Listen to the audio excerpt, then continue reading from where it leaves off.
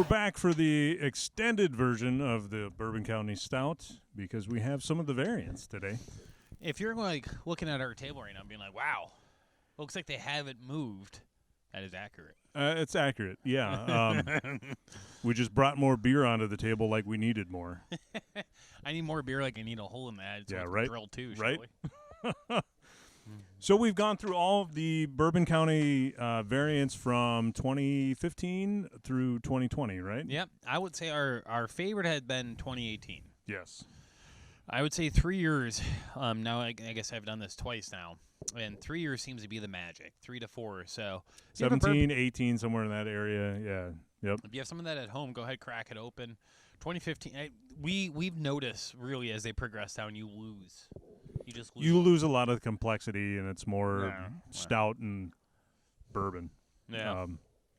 Which I guess that's what it's called. So if that's what you're going for, then cheers to you. Every year, Bourbon County not only makes the regular stout, but Yep. they also make variants, and we're gonna crank through some variants. Obviously, a few of them have been cracked open already because we have a problem with impulse control. Yep. And it's a nice day. So it's probably the last nice day of 2020. Yeah. So the first one is the apple cinnamon.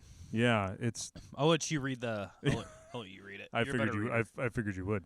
It's the wheat wine ale aged in bourbon barrels with apple, cinnamon, and natural caramel flavors. So it's the Bourbon County brand Caramella Ale. Oh, I would say first thing to keep in mind here is that wheat wine is not a very popular style. Yeah, you don't see many of. You see a lot of barley wines out there, but wheat wines you don't see as much. Because if you think about it, wine is just fermented grapes in the same way that more or less beer is just fermented barley, just fermented grains. So wheat being one of the fermentable grains, and that's when they focus on it, you kind of get this uniquer beer. Unlike the other bourbon counties we've just sampled, it's a little lighter in the body, a little lighter in the color. The SRM is probably, 19, 18? Sure.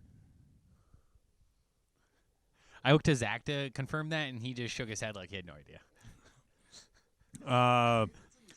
It tastes an awful like caramel apple. Ooh. That's delightful. Yeah. I'd say that might be one of the more, these are all have a bit of harshness to them. A tasty harshness, but a harshness that, whereas this one's a bit more approachable because of that apple This caramel. one's probably still going to put you under the table. Mm-hmm. Eventually, we'll all be under It's there. aged in barrels from our friends at Larceny Bourbon. So let's see if we can get a Chicago distillery. Yeah, thanks, Zach. I don't know if I can get it's only 14.6. Oh, thank God. Real light. We always have to keep in mind that whenever you're drinking barrel-aged beer, that the alcohol percentage on the thing's a bit of a guesstimation because... Right. If anything, it's probably more than what they said it was. Because there's actually bourbon still in these kegs. Right. And they put beer in it, so that bourbon gets diffused, but there's still straight-up bourbon in. There's at least a couple shots. Right. For everything. So, wow. Yeah, evaporation. Yeah. I can't hear that well. I know. You're old. I got bad hearing. I need hearing aids. Everyone in my family wears them. I'm just too scared to go to the doctor. Aren't we all? Anyway. Like a true Midwesterner. Yeah. Who needs to go to the doctor when you got alcohol? Yeah, we can do a whole show on that one. I would say this one tastes straight up like caramel. There was a tiny bit of apple cinnamon in the background. I would say if you really like... but caramel is definitely the Michael Jordan of this dance. Oh, yeah. Yeah, that's what you get in the beginning. There's a little bit of green apple on the end, and then it finishes kind of with bourbon. Yeah. Yeah, if you're drinking with relatives... Just say, hey, I've got some apple stuff here for you. You gonna line them up there? Yeah, I'm gonna get them in the way I want them. Okay. Ooh, Earl Grey Tea in this one. Earl Grey Tea, yeah. So for those of you that are tea drinkers, this is probably a great way to go about it. Looks just like the Bourbon County Stout. Yeah. I had an Earl Grey Tea for breakfast this morning. Did you really? So I'm prepared for this. That's right. Yeah. We haven't gotten to the Civil War episode yet, so we're not. I got thoughts. Yeah, I don't know. No doubts. Ulysses S. Grant. Yeah. Let me get started. Oh boy, we're not going to get started on that. This one smells like Earl Grey tea, though. So this is the Bourbon County brand Kentucky Fog Stout. Fog man. Yeah, made with tea from our friends at Kilogram Tea, wherever the hell that is. It definitely smells like tea. On the nose? Oh yeah. You're not. Doesn't smell like beer.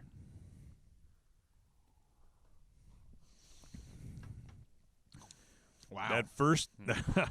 At first taste is a sweet tea, and then it finishes like Bourbon County Stout. It's almost like a 3. That is. There's like 3. That is kind of a mind-blowing taste. Initially, the first punch is straight up Earl Grey. Oh yeah, it's Earl Grey right up the 100%. center, right up that first punch. The second wave of this beer, though, is you lose the tea. And you get the sweet part of the tea melding with the sweet part of the beer, making like a sweet center, finishing on booze. Yep. So if you're a sweet tea drinker, if you're a good Southerner and you like sweet tea, I'm not. Boy, and I'm not either, because I like Born straight. and raised in the North. I like straight unsweetened tea. Yeah. I'm an unsweetened tea guy. If you're a good Southerner and you like sweetened tea, that is Sweet your tea jam over right sugar there. is what I would say in South Carolina. Yeah. I can't stand sweet tea. So this is kind of a. Wow. That is different. That is a beer. That's a lot going on there. There's just it's just so heavy tea on the front. Yeah. And so bourbony on It the is. finish. It is a very 2-part beer. It's almost like hard to combine by sugar in the middle. But that's a one bridge that's it's one of those. Flavors. So when you think about when you taste something, that first taste that you get kind of goes up in your nose, right? That's that first taste kind of goes up into the sinuses a little bit. Yeah. And you get that tea, finishes with the sweet tea, and then the back end is all bourbon. Huh. Yeah, you're gonna need that.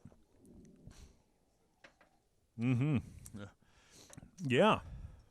Yeah, like Zach said, it's like a mint julep, but you substituted tea instead of mint. Ooh. It's kind of like that. I almost want to go ahead and say this might be the weirdest Goose Island variant I've ever had. I honestly could see where people would like that one. Yeah. I'm not a fan because I don't like sweet tea. I'm not an expert on Goose Island, but it seems like they switched up the variants because it used to be barley wine and coffee stout, which weren't a thing this year. So. They're kind of like what we. Well, let's be honest. How hard is it to sell a barley wine these days? I don't know. Personally, we love barley wine, but barley wine's not a high puller. The only way you can get barley wine to pull at a decent rate is to make it cheap and make it affordable.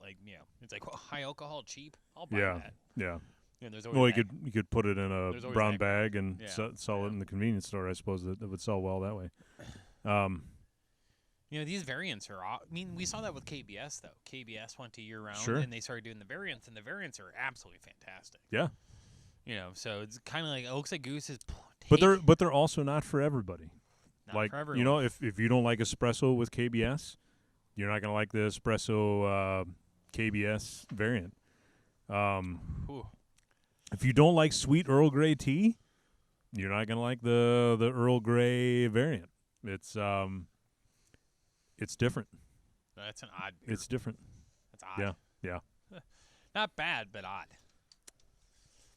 The last time I had Earl Grey in a beer, Summit did it.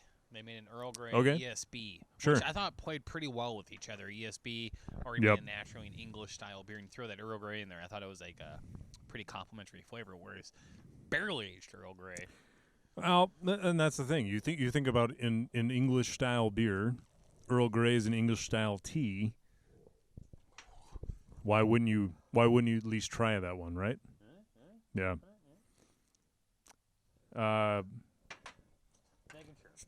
Yeah, we're getting mixed messages from the crowd here, so I don't know. This is the variant I'm most excited about. Which one is this? This is the Oatmeal Stout aged in bourbon barrels with coffee and maple syrup. Oh boy. soon as you throw maple syrup in something, consider me a Well, fan. those of us that live in Wisconsin, We're raised on maple. obviously maple's a big deal here, and pass that along to Jake. Yep. And the label's pretty, so that's nice. Let's see what this guy smells like. Oh boy, coffee. Heavy coffee on the nose. But a nice roast. We really have an island of goose. I forget, are you a coffee drinker or not, Troy? Now I am. Now you are? Yeah, I had a kid. Yeah. I have two. Children make you coffee. I was in broadcasting, so that's that'll make you a coffee drinker. I went 12 years without caffeine, and then 2 weeks after having the kid, I'm like, wow. Oh, caffeine doesn't do anything to me. So, I mean, I could drink a Mountain Dew and go to bed. Oh, no, I drink a coffee. I'm ready for war afterwards. I drink a cup of coffee. Who wants to fight? Caffeine doesn't. Actually, as a matter of fact, last night I had a cup of regular coffee, and then I had a Mountain Dew, and I went home and I went to bed. I know, I see it. It was the best night of sleep ever. I have a cup of coffee and then I go run 5 miles. No, caffeine doesn't do anything for me. As a matter of fact, I would say that it probably makes me tired. You know, and 12 years without it. Now let's have this conversation. Just telling you, it's been that way from the beginning. Myself. Yeah. So coffee on the nose. But I say nose-wise, this is fantastic. I wish they made candles that smell like this. Right? Oh. You know, actually, so we're recording this on Small Business Saturday. There's a coffee maker in town, or a coffee maker. There's a candle maker in town. I bet she could probably make a candle that smells like coffee. Mm. She made a Quick Trip candle that smells like donuts. Oh, so there you go. Glazers? Yeah, glazers. Yeah. Leave it to us, the brilliant marketers that we are, to be doing macro breweries on Small Business Saturdays. Well, that's us. That's us in a nutshell. I'm not going to lie. We had all this lined up already. Yeah. So when you're, and it's being 2020 is an odd year. We're shooting some gaps here. And we can't just do this on a regular Wednesday usually, night. Usually the beers that come out on Small Business Saturday, you know, there's some crazy stuff that'll come out. But those of us in the Chippewa Valley are in a weird area anyway, and then 2020 on top of it, it's just kind of one of those things where there isn't a lot to pick up. You also have to take the nice days as you get them. Right. Yeah, we don't get a whole lot of nice days. Yeah. In the Dredfort. So we apologize. Small Business Saturday, shop local. We encourage it always. Don't follow our lead, except for when it comes to drinking good beer. I'm not going to lie to you. I love maple in a beer. I'm getting a lot of maple in the mouth. Maple to me is like nature's way of like, you need sugar in that? I got you covered. Yep. Yeah. You know? It's a natural sugar. It's a hard ingredient to brew with. I think both you and I have had a lot of maple beers over the years, and not every maple beer is the same adequately brewed. Some are extremely sweet. I mean, because maple is pure sugar, so maple just wants to ferment. It wants to be alcohol so badly, like honey, maple, both. Well, and I think that's that's on the brewer too to decide what kind of yeast that they're going to use with it, and how to keep some residual maple sugars in there so you get that flavor of maple, and you're just not like, oh, this beer is 18% alcohol. Yeah, and it shouldn't have been. It would have been just fine at 12. Now, what do you call straight up fermented mead? So if you ferment honey completely, it's called mead. What happens if you ferment maple completely? What's it called? Don't know. Right? Don't know. If you know, let us know. I know a lot about alcohol. I don't know that one. Maybe they didn't come up with a name yet, no and we can tried it. No assholes have been like, hey, nobody's let's take this done clay it. jug of maple syrup and just ferment it all, and then try drinking it. Maple wine. I believe they call it. Actually, there is a name for it. Now that I think about it, it's called diabetes. Oh, yes. Wilford Brimley. If he was still around, we could get him on. Wilford Brimley. There's one actor that we reference a lot in this show. It's a lot of Wilford Brimley, we reference Wilford. That's my grandpa and my dad's middle name and my grandpa's first name. Wilford. I'll be damned. Jake's pouring one out for him right now. I like this a lot better than the tea.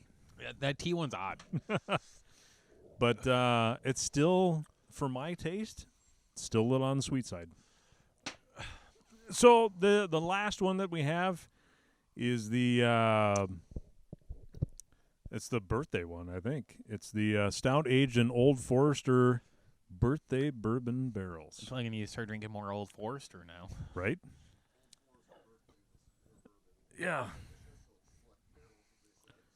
That's why you need to be in this episode. Select barrels, yeah. Zach's giving us all the information. So it's birthday barrels from Old Forester. Which is a distillery that makes pretty good bourbon.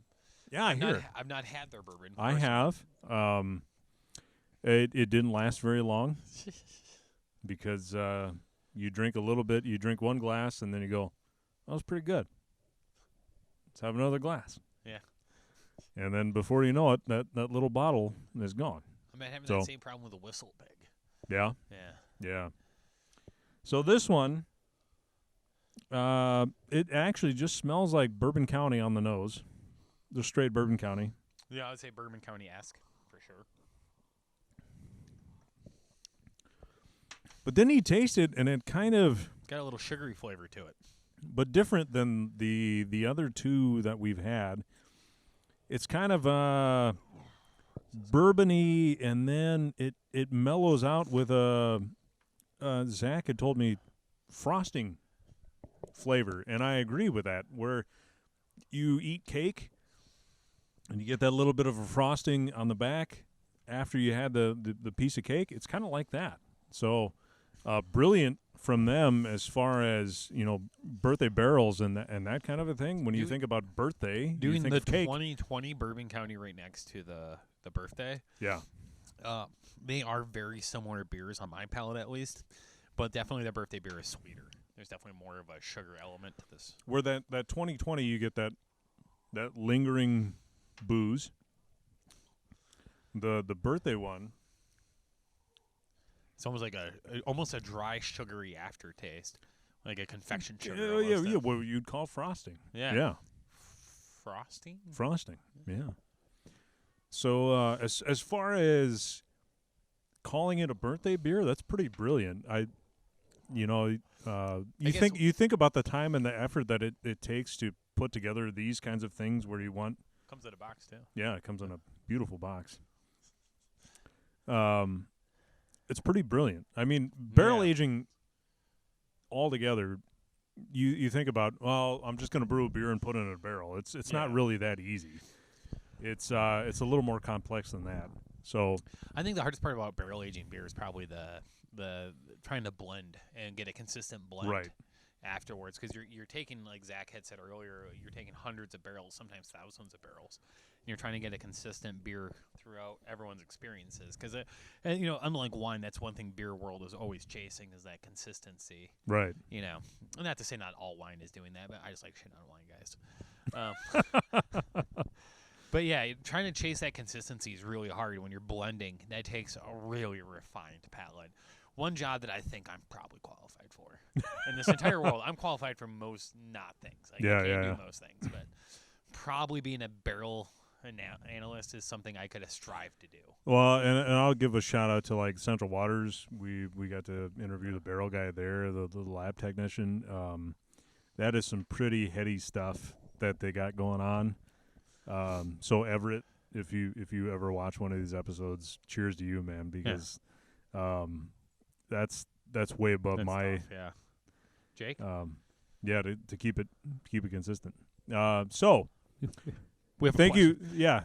We've been going on long enough. So thank you for watching this special edition of our vlog with the variants of Bourbon County Stout. Yeah, we did all. Also, thanks to Zach for bringing the variants, and thanks to Jake for helping drinking the variants. Yes, we needed help today. So anyway, check us out on all of the social media channels, and make sure you subscribe to us here on YouTube. If you got a Goose 2018 sitting on your shelf, might be the time to. Now's the time. Yeah, absolutely. I think that's the winner of today. Yeah. Anyway, we'll see you next time. Prost. Hey everybody, thanks for watching. If you like what you saw, you can click down below where there's some more episodes for you to watch. And don't forget to like, comment, and subscribe on episodes that you do watch. We hope to see you next time.